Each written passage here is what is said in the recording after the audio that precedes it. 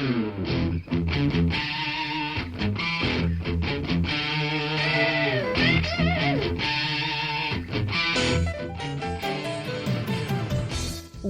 to Thriving Entrepreneur with your host, Steve Kidd, third-generation minister and 30-year business coach.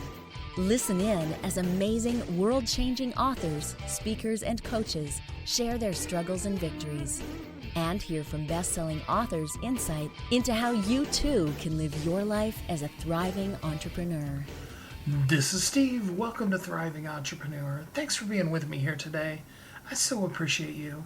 I'm so grateful to be able to be here with you together, whether you're listening on an internet site, a podcast hosting platform, or you're on the radio with me. I appreciate you. I see you. I see how amazing and powerful and wonderful you are in this world. And I'm here to celebrate you today. I want to talk to you today about your what and your why. Why do we do the things that we do? What drives us? What is the why behind it? And what are the reasons? And what are the things that we do for the things that we do? And it can be so diverse. It can be, the way that we set up our company, the way we set up our websites, or do our marketing or our advertising on or offline. Can be based in both our why are we doing what we're doing, what is that thing that we want to accomplish in the world, what are the needs of the people we're meeting, what are the needs of the people we want to reach. All of those come into play, and like you said, whether it be something that basic as the setup of your business and your marketing and what have you, or it be, why do you want to be successful? Not just that you become successful, but why did you want to? What drives you to stay there?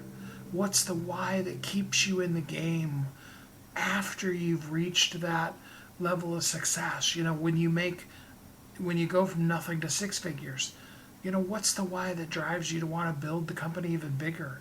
When you become a 7-figure company, what's the why that's going to propel you to become an 8-figure or a 9-figure or even a 10-figure company? The difference in the what and the why for an Amazon or a Google versus all of the other companies that have competed, maybe we should say not competed in that space, that they just didn't necessarily have that powerful of a what and a why. A lot of times, I even wrote about this in one of my very first books, I was talking about passion. And the thing about it is our why, our passion, our purpose that propels us. That's what gets us through the hard times. That's what moves us through the most difficult of circumstances. When we're just chasing a fad, following a trend, doing something because it's popular right now, we tend to find ourselves unfulfilled and not really having the success. And often, when the going gets tough, the untough are the ones that, in this case, get going. Not meaning that they get moving and they do things, but rather they just move out and move on to the next thing. So what is your what and your why? What are the kind of things that in your personal life, when struggles, triumphs, tragedies come into your life that keep you pushing forward towards that goal? What's the why behind it? What are the things you do to keep yourself motivated? What's your purpose? Why do you do it? Who's it for? What do they need? All of those kind of things. And I have 3 very diverse but very much on point with the concept of what and why that I'm going to bring to you here today so that we can all learn from them. We can strive to be better at what we're doing, but most importantly, we can live our lives as thriving entrepreneurs to succeed immensely because we are driven by the passion of our why and we know what it is that we're here to do in this world as we thrive in everything that we do. So let's jump right into our first guest. Join me in welcoming Sabine Gaden. How are you doing today? I am doing well, Steve. How are you? I'm doing good, and your last name is probably pronounced Gideon, isn't It is. It is. Got it. it? So tell us a little bit about you and how you show up in the world. Yeah, so today, how I show up, this version of me, is as an executive coach and a leadership development consultant.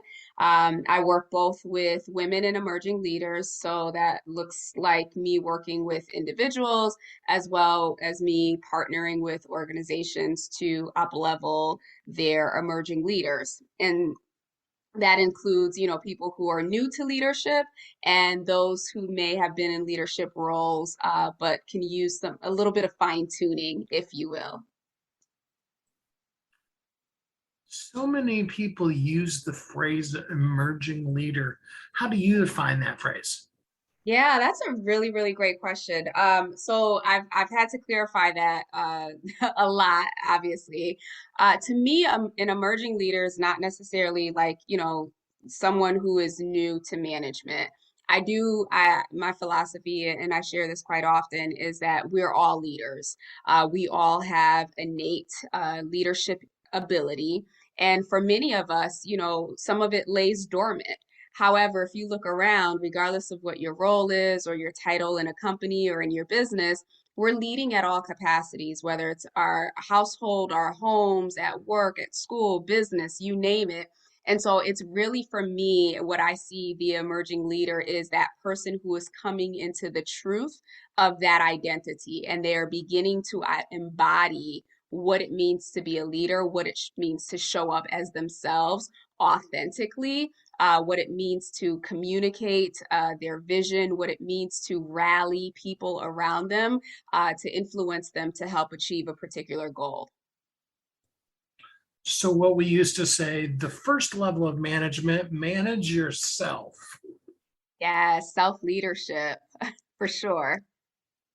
So, a lot of people, well, first of all, let's talk about it this way. Some people just don't want to be leaders, and that's okay. Yeah, and so in that sense, right, again, looking at how we're defining leadership here, if it's I don't want to be a leader in an organization or in a department or whatever the case may be, that's completely fine. But in some form or fashion, in all of our lives, we are leading. Even for the single person who is, leading a household, or leading in some capacity, and maybe to take away some of the pressure of what leadership is. We know the basic definition of leadership is the ability to influence others. So if you think about it, if you are even a stay-at-home mom who participates in their kids' school, who's, I think they used to be called the PTA back when I was growing up. I'm not sure what they're called now, but you have taken a role as part of the committee, right? That's still leadership.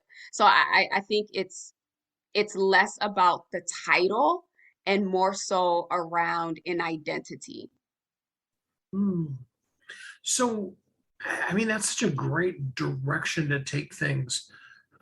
So, for the person who hasn't realized how powerful their leadership role is, say the stay at home mom, or, even if she works an outside job and still is a mom, how do we help a person embrace and understand how powerful their leadership role is? Yeah, that's a really great question. And so, not to be super philosophical on it, right? But we each have like these unique gifts and talents that we do, things that we do naturally that we don't even think about it and it just shows up. And oftentimes it's very easy for us to discredit the things that come easy to us or come natural to us because, their quote unquote wasn't a struggle or we didn't get education for it.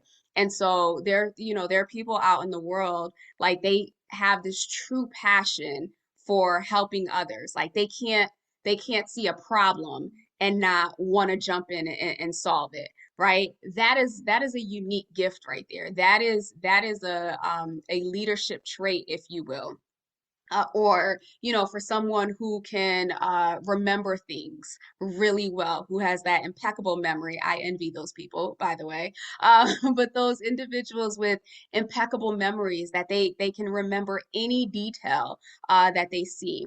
So it's really beginning to help people uncover what is it about you? What is your secret sauce, or as I like to call it, your unique brilliance? What is that thing that you do so naturally that when you are operating in that space or that zone of genius, that you are able to, accomplish so much, that you're able to influence others, that you're able to get stuff done. And so part of what I do is help people really truly tap into that and understand that you can leverage that natural gift, that natural unique brilliance. You can leverage it across many different areas or avenues within your life, and within the roles that you play in your home, in society, in your business, or in your workplace. Hmm. So, and we touched on this a little bit earlier, but I want to go back to it a little bit. Um, what happens in the world?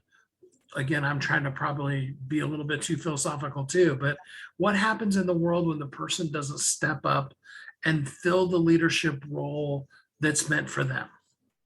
Yeah, that's a really great question. Um, I always think about the piece around, like, the biggest regrets that most people have is like not living their life to the fullest, or not living their life unapologetically, or doing the thing that they truly wanted to do. And to me, I feel like that falls along the same lines, right?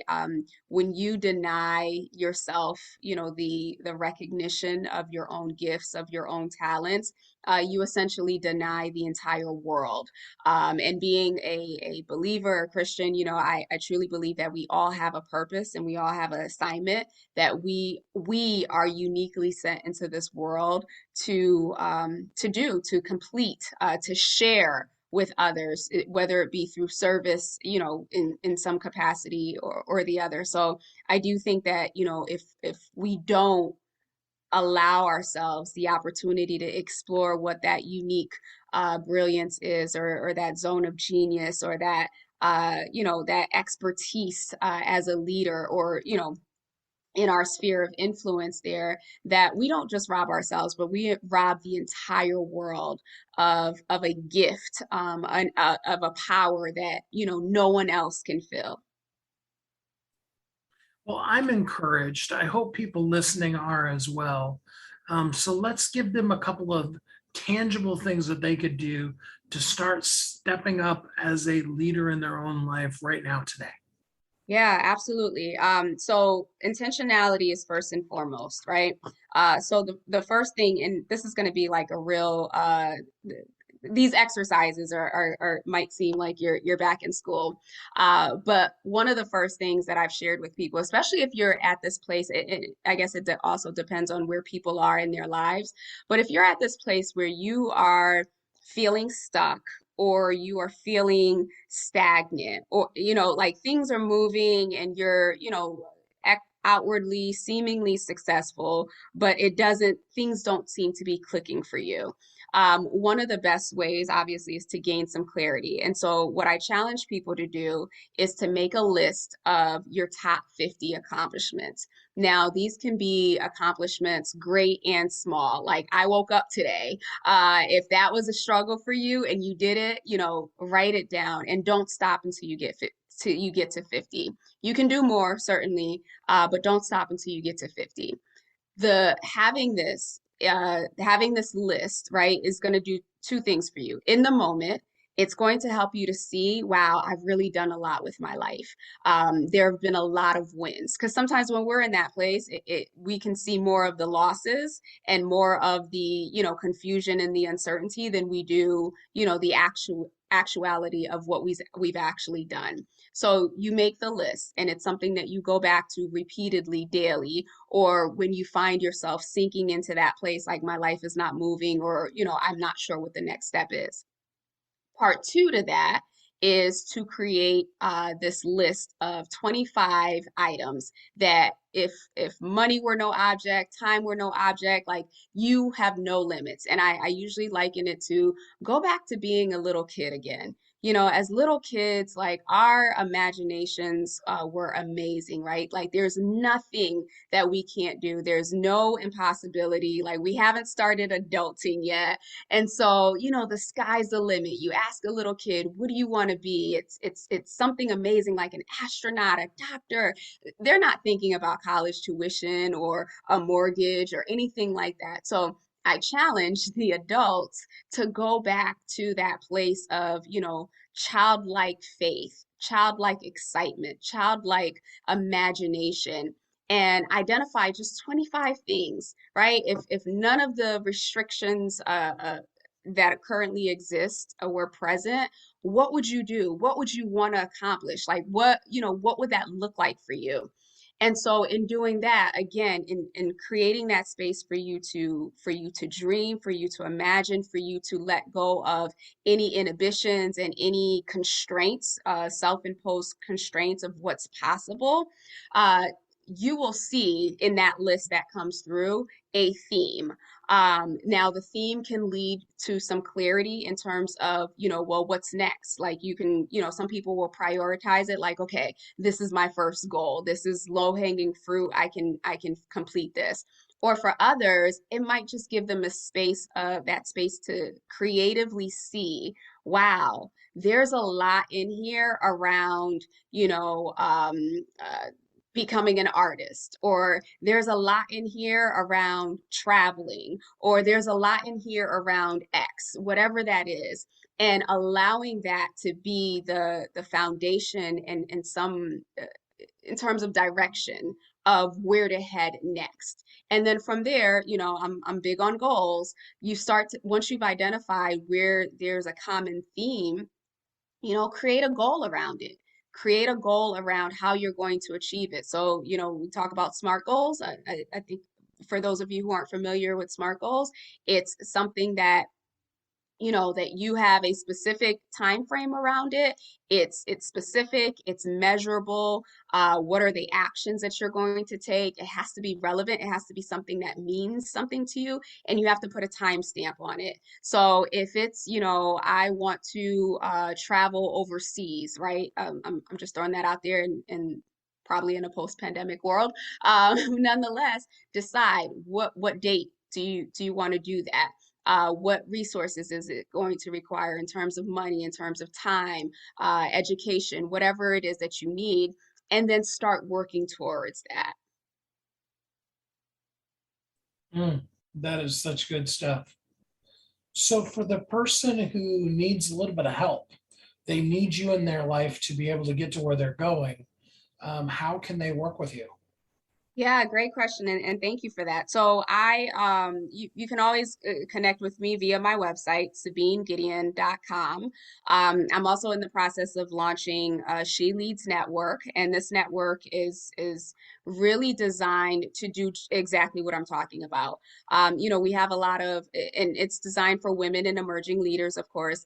And the focus of it is really to help build that community collaboration and connection that you typically, you know, need in a network environment, but also includes the coaching, so the development, the training, the accountability to help you move forward. Because you know, I talk about dreaming, giving yourself the space to dream, but you know, without accountability and without a plan, it's just going to stay a dream. And you know, for many, you know, that creates frustration, that creates all types of things. So within this network, you get to dream, you get to have a supportive team of individuals with you to cheer you on, but at the same time, you get me as your coach to help pull you along to ensure that that dream becomes reality. So it's She Leads Network, the she as in SHE leads LEADS network.com. The site is live and people can begin to register, but our official launch will be in the coming month. That is good stuff. Well, Sabine, thank you so much for spending some time with us here on the show today. Thank you so much, Steve. It's been a pleasure. So, I'm going to ask you, with each of these segments, with each of these interviews, to take a moment during the commercial break and identify to yourself, did I hear their why? Did I hear the what that makes it work? What is their thing? What's the purpose that propels them? Why do they do what they do? And then what can I take from that to be able to either better fulfill my why in my life or to learn what it is and really chase after my powerful why as I'm living in this world as a thriving entrepreneur. We're going to take a quick commercial break and we will be right back here on Thriving Entrepreneur.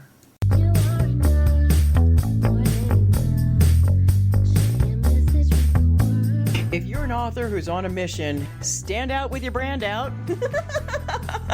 Check this out, guys. Yep, everything's marketing, and marketing is everything. Your existing book can become a best-selling book, or even, hey, like mine, a #1 international best-selling book in 5 days. Listen, if your business isn't known by everybody, it's obscurity, and that's death, right? The same thing is true for your book. If you're not happy with the way your book is performing, you got that far, and then it just fell off the face of the planet kind of feeling, go to yourbestsellertoday.com. Schedule a talk with Steve. It's risk-free, it's guaranteed, it's proven. We've done it thousands of times. What are you waiting for? Yes, yourbestsellertoday.com. This time next week, you could have a beautiful seal on your book and get the attention that you deserve. Reach the people that you came to serve. Come on now. What are you waiting for? Grab a pen. Here we go. All you got to do is book a call. Yourbestsellertoday.com. Go to yourbestsellertoday.com. Book a talk with Steve. It's proven. It's guaranteed. It's going to happen. All you have to do is say yes to your destiny.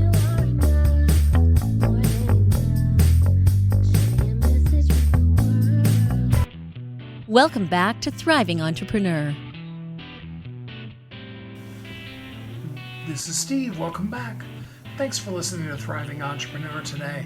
I want to jump right into our next guest as we explore some of the more basic setup kind of things in our business and what is it that works in them and what's the why behind why they work, but also our why that needs to be expressed in the things that we're doing online in order to be really powerfully successful. Join me in welcoming Oliver Feekins. Hey, Oliver, how you doing today? Good. How are you? I am good, thanks. So tell us a little bit about you and how you show up in the world. Yeah. So my name's Oliver Feekins. I'm the CEO of Trusted Search Marketing. We're an internet marketing agency based in Lancaster, Pennsylvania. I'm also an entrepreneur at heart. I got a couple other companies. One's called Track5, which designs recruitment platforms for different niche markets like truck drivers, pilots, nurses. All of them are internet marketing based. And in other words, we wouldn't be here without really solid internet marketing. So over the last decade or so, we've really been able to kind of home in the digital marketing, but also we've gotten really good at pushing internet-driven, marketing-driven internet businesses, I should say. So that's kind of my claim to fame, I guess. So, Google came in and gave us a search engine that actually gave us relatively relevant results, versus everything being a porn site. Yeah. For those of us that remember the internet pre-2000, what is relevant results when it comes to what you're doing? How does that work for you? Yeah, so Google is the one we all serve, right? Google's the boss in charge, and ironically, I've heard that Google gets a lot of good advice from the porn industry. So you never know.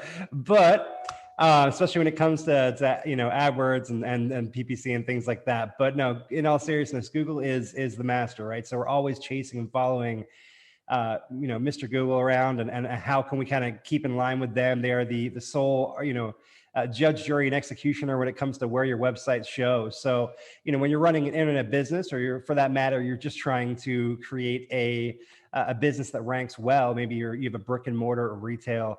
It's always kind of following those kind of tips and those guidances from Google. So, and they change all the time. I was just doing a video on our YouTube channel.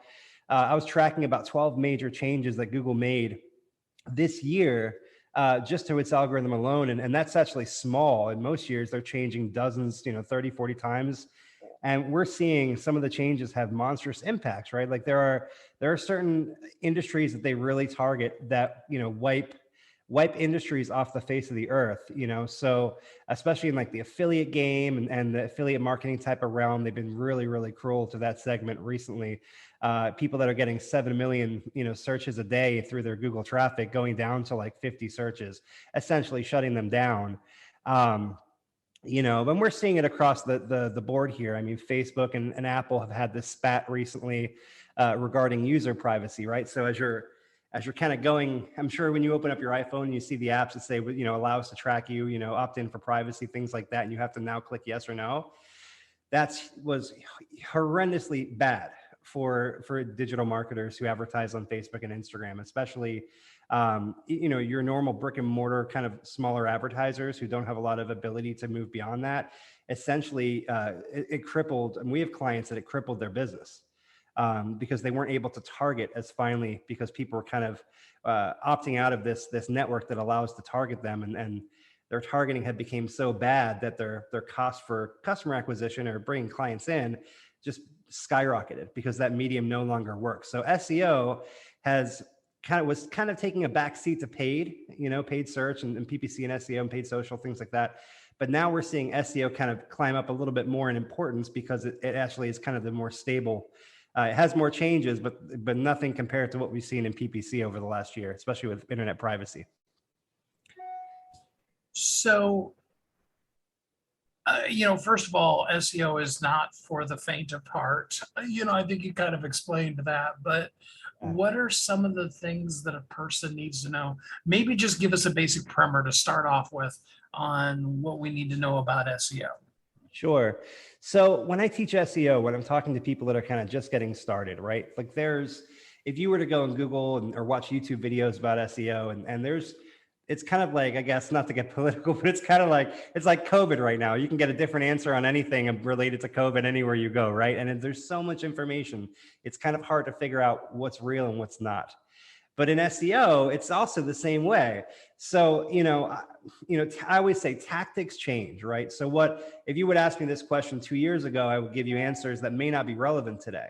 So whenever I'm teaching SEO, I always try to stick to like strategies, like higher level strategies that are timeless and work regardless. So as the algorithms change, as new things come in and out of style when it comes to search marketing, if you stay to these kind of core building blocks, you're going to be okay, right? And those core building blocks kind of break into a couple different things, right?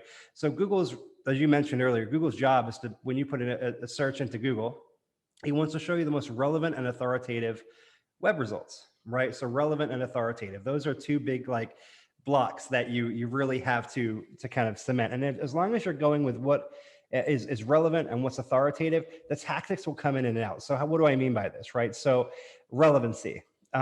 Making sure your keywords, match the content, right? A lot of people back in the old days, back 10 years ago, when you could do anything you want, we would do what is now considered black hat SEO. It's like a black magic of SEO. We would dump as many keywords into the page as possible. And then at the bottom, we would turn our text color to white and we would dump even more keywords so you couldn't see them, but Google's crawler would just suck them all up and think we rank for all of these. Obviously, that didn't last very long, but that was the way SEO used to be back in the day. It was all about tricking the search engines. And now it's kind of evolved into this partnership of we've got to play by the rules. We want to provide the users good feedback. So how do we do that, right? So as we're choosing what keywords we're looking at, we're really hammering down on the intent of the keyword. What do they really mean by it? What are they going to do with that keyword, right? So there's a difference between, girls' tennis shoes and, girls' tennis shoes size, 7 on sale. The intent of those two keywords are completely different. One could be informational, one could be transactional, like they want to buy versus they're just looking about anything. So we really want to make sure that our keywords are really, really targeted. And now Google has a lot of AI, they call it natural language processing. So they're able to kind of not just understand and match your keyword with what's on the page, but they're investing a lot of money to try to figure out what really does that keyword mean and what could it be associated with, even if the keywords don't match word for word. They're trying to take it a step further, and be able to really provide those results. So that's what I mean by relevancy. As long as you're kind of addressing those and thinking like a human and not trying to game the system, it is more work, it is harder, But ultimately, that's what Google's spending their billions on, is how they can go ahead and do this. And that's what SEO companies like ours are really pushing towards. So that's bucket one. Bucket two, authority, is basically how authoritative you are within the search results that come up, right? So same example, girls' tennis shoes, right? There's probably 20, 30, 40, 50 million web pages that Google ranks for that term, and maybe they all have good SEO. Maybe they've all got the right keywords in there, the right content. But if you're Google, how do you choose between number 1 and number 50 million? It's not how many times you use the keyword, although that does have some weight to it. If you mention it just one versus a whole article about it, right? That does help, but that's not really what moves you. Authority is basically how authoritative Google thinks you are in the space. And it does that by measuring a couple different things, primarily how many people link to that web page. So they use backlinks or, other websites linking to your website as a kind of votes of confidence. And then they also are able to measure the quality of those links to see how authoritative those are. So what that creates is kind of like, it's not like voting for, king and queen in the prom, right? Where one vote equals one vote. It's, you could have, if you get a link from CNN or whatever, that's worth infinitely more than, 1,000 links from, a Chinese blog network full of, spam and things like that. Google is smart enough to know which is the higher authority. So, as we're going to increase our clients' authority, we're looking to get these backlinks that Google recognizes as being very authoritative. And on top of that, we want them to also be relevant and help sell something, right? If I'm doing, girls' shoes, getting a link from like Runner's World is probably better than, John's home blog. Maybe not so many people are going to buy from the second one, but if I can get a link on Runner's World or some content on Runner's World, that's not only something that can help me move up in SEO, that's something that could produce referral traffic that buys from me. So SEO has kind of evolved to this tactic, like trick Google, we're smarter than you, to we're not smarter than you.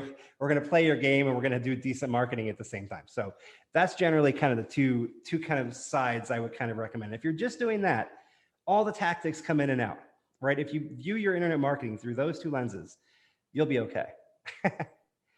Now let's go back a little bit into the linking thing, because one of the other tricks that we used to use that will get you in big trouble now is you can't just have a million people link to you, or even get big names to, there's some tricky ways you can get links in there too. Yeah. They have to be really truly legit links these days. Yeah. Darn it.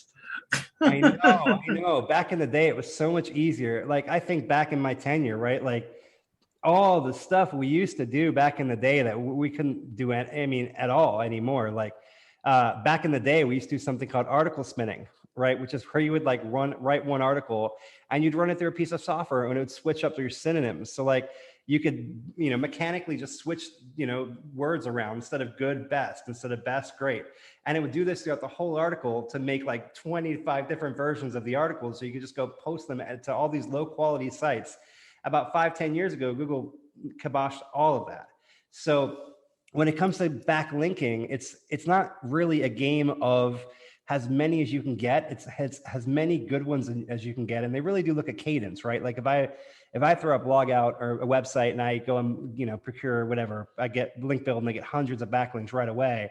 That doesn't necessarily look very natural to Google, right? So they also time and count these, and that's also how they get you in trouble that way. So as much as, we have this argument with clients all the time. They're like, well, get me as many links as you can. Why don't I have 100 links today? And it's having the conversation with them that actually does more harm than good. And, again, we can get you 5 really good links or 50 bad ones and have the 50 bad ones not even move the needle or get you penalized.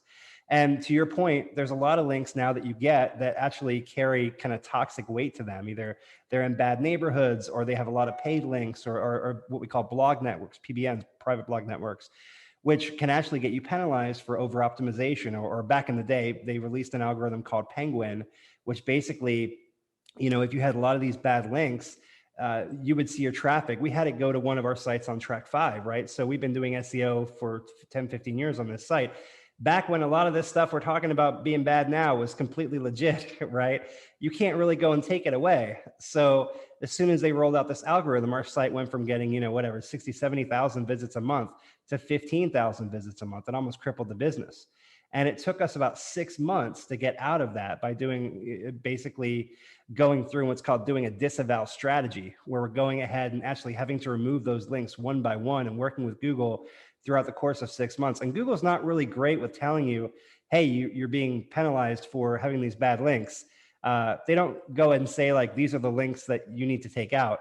They'll use terminology like, you have a lot of bad links. They are links that look like this one, but not this one. And they'll give you an example. And so then you end up going and just chopping and chopping, and you do what's called a re-inclusion. You send it back to Google, and they come back like 3 weeks later and say, nope, that wasn't it, or those other 30 that you nixed weren't it either. So now we end up like kind of throwing the baby out with the bathwater, and we're going that. So we've evolved a lot since then. But yeah, it's super, super hard. So, we're really, really strict on quality.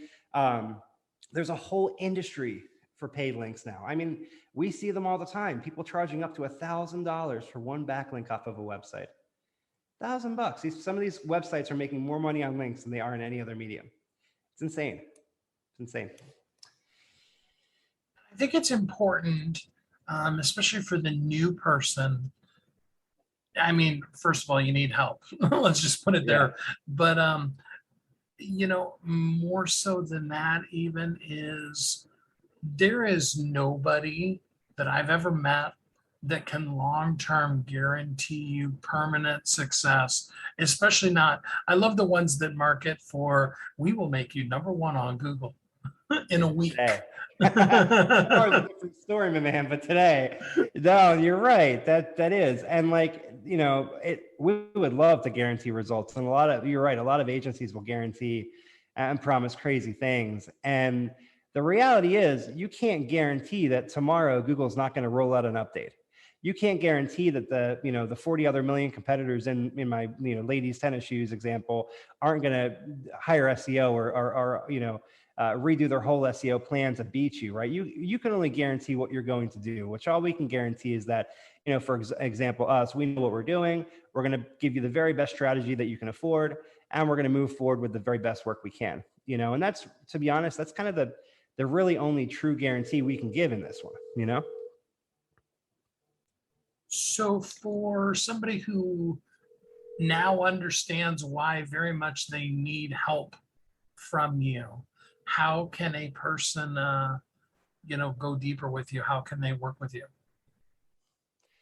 So I think, and us or any agency really, I think the very first step to this is kind of taking a step back and realizing a couple things, right? So what are your goals?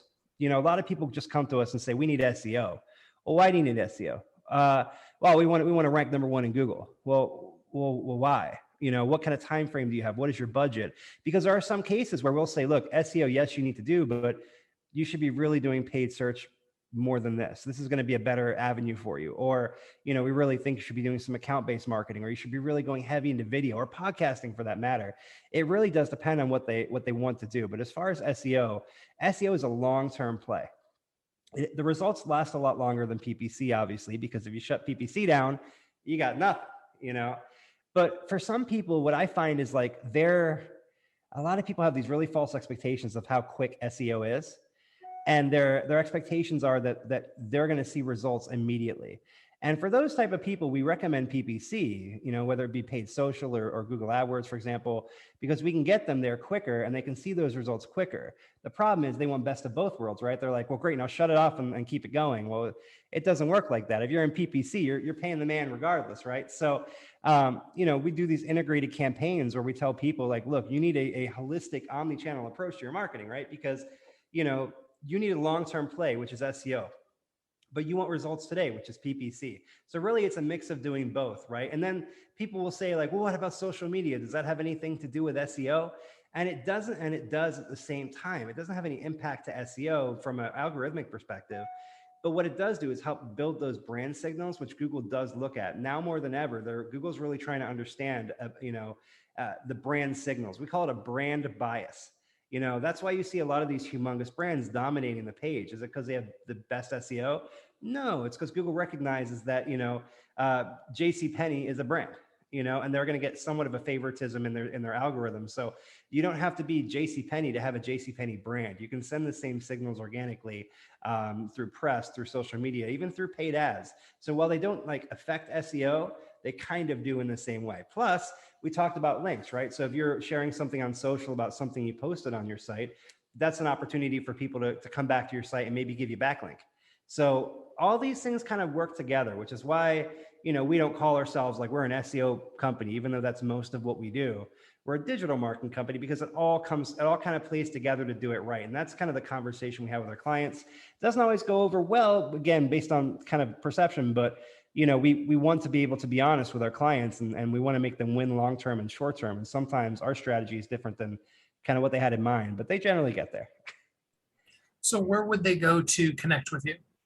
Yeah. So if they're interested in learning more about what we do, it's trustedsearchmarketing.com, trustedsearchmarketing.com. And they can check out some of our work, read some of our blogs, or we actually offer a free like analysis, SEO analysis or PPC analysis. It's worth about $500. It takes us about 4 to 5 hours to complete. And we actually go through your site stem to stern from an SEO perspective and give you some action items. Even if you choose not to go with us, we're going to give you some feedback on that. And then kind of make our case of why we feel like we're a good, agency to go with, or the best one to choose. But we don't hold back. We give it to you either way. So yeah, trustedsearchmarketing.com would be where I'd start. Perfect. Well, Oliver, thanks so much for being with us here on the show today. I appreciate it, and good luck. Look forward to hearing it. What is the purpose that propels that? And what's the why that's powerful behind what Oliver does? What can you learn from that? I encourage you to take this commercial break and think about that so that you can propel yourself towards being an even greater, thriving entrepreneur.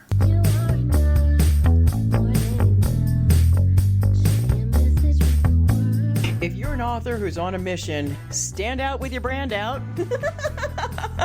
Check this out, guys. Yep, everything's marketing, and marketing is everything. Your existing book can become a best-selling book, or even, hey, like mine, a #1 international best-selling book in 5 days. Listen, if your business isn't known by everybody, it's obscurity, and that's death, right? The same thing is true for your book. If you're not happy with the way your book is performing, you got that far and then it just fell off the face of the planet kind of feeling, go to yourbestsellertoday.com. Schedule a talk with Steve. It's risk-free, it's guaranteed, it's proven. We've done it thousands of times. What are you waiting for? Yes, yourbestsellertoday.com. This time next week, you could have a beautiful seal on your book and get the attention that you deserve. Reach the people that you came to serve. Come on now. What are you waiting for? Grab a pen. Here we go. All you got to do is book a call, yourbestsellertoday.com. Go to yourbestsellertoday.com. Book a talk with Steve. It's proven, it's guaranteed, it's gonna happen. All you have to do is say yes to your destiny.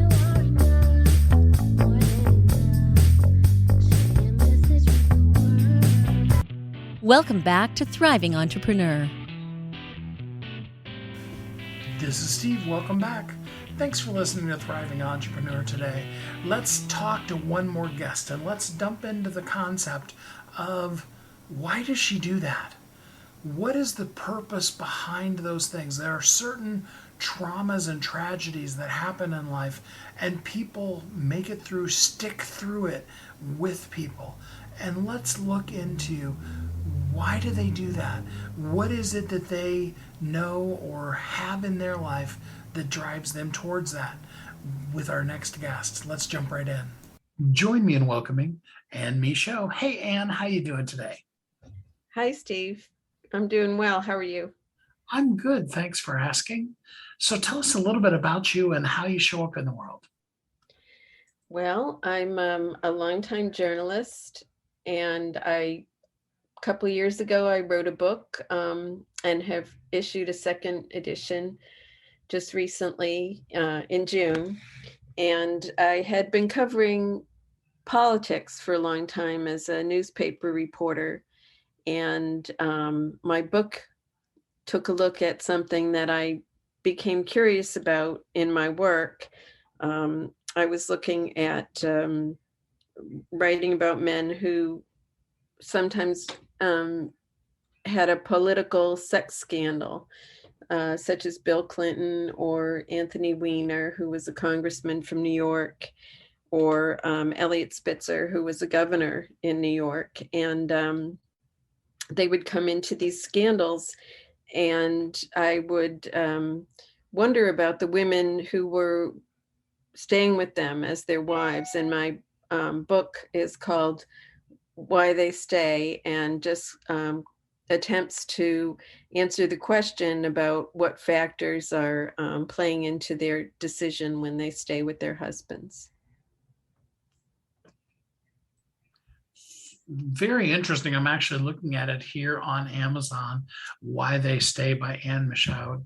And I said that last name wrong again. I'm sorry. That's okay. It's all right. But really interesting. I mean, in fact, there was that whole TV show, The Good Wife, about the lady that, stayed in her whole life and all of that. So really cool. Tell us a little bit about, why do they stay? Did you find out any specific reasons why? Well, that show, The Good Wife, is based on Elliot Spitzer and his wife Silda, who were he was the governor here in New York. And I did a lot of research on the 8 couples I profiled in my book, and I read about 400 books, articles, original documents, and I started getting a picture emerging of common histories and motivations among the women. And I came down to 5 traits that I found that they had in common. Number 1, they were raised in a very traditional way, often to expect that a man might step outside the marriage for sex. They are very focused on security, both emotional and financial. They have a personal sense of patriotism, which is an idea of what they would like to change in the world, and partly that drew them together as a couple. They feel responsible for the family's emotional health, and they have an ambition to build and bequeath a legacy, both for themselves as a couple and for their children. It's so interesting, especially the list of names that you have here in the description. I mean, you're talking about the Trumps, the Clintons, but then you also go into the Kennedys and the Roosevelts. And I mean, this is a really interesting, diverse list of people, even one of them in evidently British royalty. Wow, I bet you could tell, an hour worth of story on each of them. Yeah. Is their reasoning somewhat then the same between all of them, or is it very unique for each situation? Well, I ended up using a metaphor of a woman who was an actual person named Elizabeth Woodville in the 1400s in Britain. And she was known as the White Queen. So she was on the white rose side of the War of the Roses. And she was a minor nobility, a widow, who married the man who was going to become king. And so I used this person as a metaphor for sort of rating the 8 women in my book on a scale. I call it the White Queen quotient. And so, for example, I gave Eleanor an 8, and Eleanor Roosevelt, and I sort of explain my reasoning behind that in the book. Who is the most motivated by, for example, power or creating a legacy, or maybe a little bit more motivated by the need for security in a marriage. And so everybody's rated on this scale in the book. Is there anybody that scored a perfect 10? Yeah, I had a couple of 10s in there. Let's see, Hillary Clinton, Huma Abedin, who was married to Anthony Weiner and was also one of Hillary's top aides, and Melania Trump. Wow. Very interesting book. So, do you, in the book, do you go into any examples of wives who didn't stay and the impact that ended up making on their life?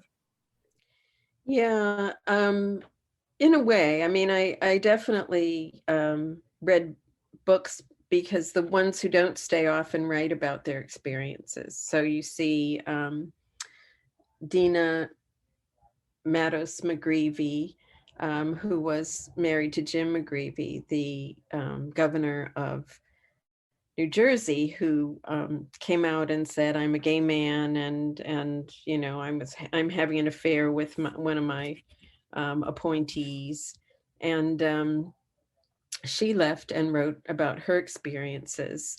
Also, Jenny Sanford, who was married to Mark Sanford, who you might remember, disappeared and then said he was hiking the Appalachian Trail when he was in fact meeting his Argentinian lover. And I thought that Jenny Sanford's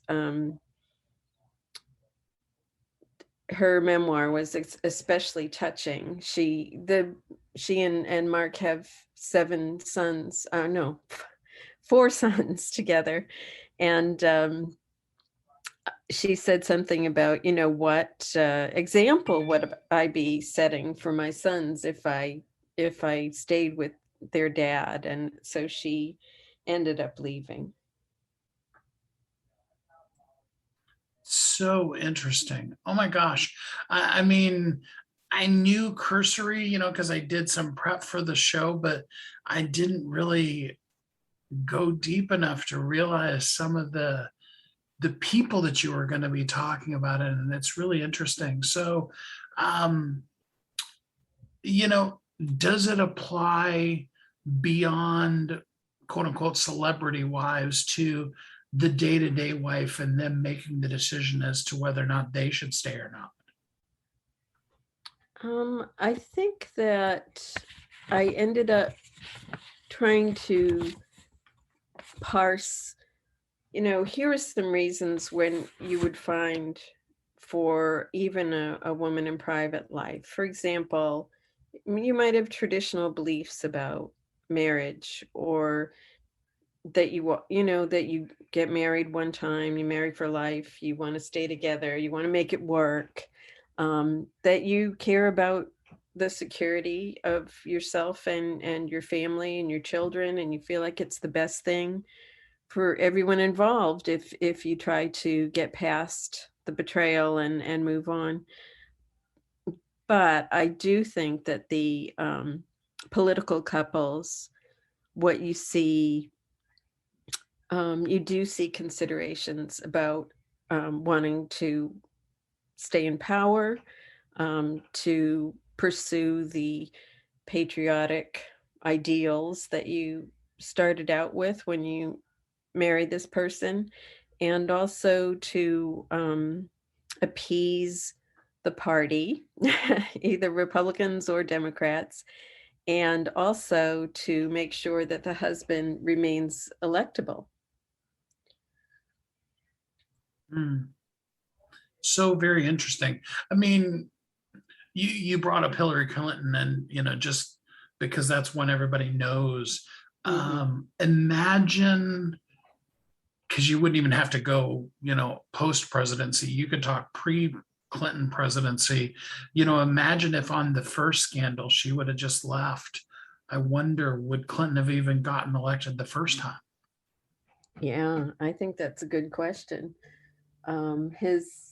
They called them, among the people who were helping him to run for election, they called his when he had a scandal. They called them bimbo eruptions. And I mean, I think there's some evidence that Hillary knew before they got married that he was not a one-man woman. I'm sorry, a one-woman man. And that the campaign was prepared for some sort of, as they call them, bimbo eruptions, but I wouldn't refer to another woman as a bimbo. But anyway, I think that at that point, it was 1992, and the campaign was very worried about an interview that Jennifer Flowers had given to, I think it was The Star, one of those supermarket tabloids. And Hillary and Bill went on 60 Minutes, and Hillary was sitting beside him, which in the theater of politics conveys the message that I love this guy. He's not such a bad guy. I'm here with him. I forgive him. And she also said in that interview, you know, if you don't believe him, if you don't like him, then don't vote for him. But I think, you know, her being there, her very presence was a strong argument saying, this is a man I support. I'm standing by him. And he was elected after that. So I think that that it did the trick. Well, the book is called Why They Stay: Sex Scandals, Deals, and Hidden Agendas of 8 Political Lives. And it sounds so interesting. I'm looking forward to reading more of it. Thank you so much for spending some time with us here on the show today. Thanks, Steve. I really appreciate your interest. What are some of the things that you learned from that? What are the whys behind why women that go through a situation like that do stay? What are some of the things that you can think of in your own life that other people jumped ship, if you will, and went somewhere else, but you stuck around? What is the purpose that propelled you? What is your why? The powerful thing that got you through, that moved you towards, that kept you going when others didn't. What's the why behind that? What's the secret to how you were able to do that when so many others didn't? I hope you've taken some time today to be able to think that through and to really solidify that more in your life, because you are uniquely brilliant. You were created for a purpose, and the world so needs you. You are so important to this world. There is so much that you have to give. And the more clearly you understand your why, the purpose that propels you, the you that is you, that you show up to be who you're meant to be, and then knowing what elements it takes, what things you need to do in order to really truly show up as the best version of yourself while it's called today. I'm so grateful that we got to spend this time together. I hope that you are happy, safe, warm, and loved, that you can thrive as an entrepreneur inside of your what and why today as you live as a thriving entrepreneur. Thanks for listening to Thriving Entrepreneur today. If you want to get your question answered, send an email to questions@wehelpyouthrive.com. We look forward to you joining us again next time.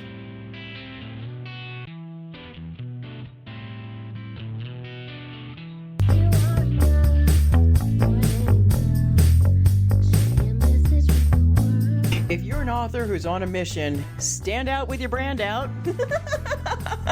Check this out, guys. Yep, everything's marketing, and marketing is everything. Your existing book can become a best-selling book, or even, hey, like mine, a #1 international best-selling book in 5 days. Listen, if your business isn't known by everybody, it's obscurity and that's death, right? The same thing is true for your book. If you're not happy with the way your book is performing, you got that far and then it just fell off the face of the planet kind of feeling, go to yourbestsellertoday.com. Schedule a talk with Steve. It's risk-free, it's guaranteed, it's proven. We've done it thousands of times. What are you waiting for? Yes, yourbestsellertoday.com. This time next week, you could have a beautiful seal on your book and get the attention that you deserve. Reach the people that you came to serve. Come on now. What are you waiting for? Grab a pen. Here we go. All you got to do is book a call. Yourbestsellertoday.com. Go to yourbestsellertoday.com. Book a talk with Steve. It's proven. It's guaranteed. It's going to happen. All you have to do is say yes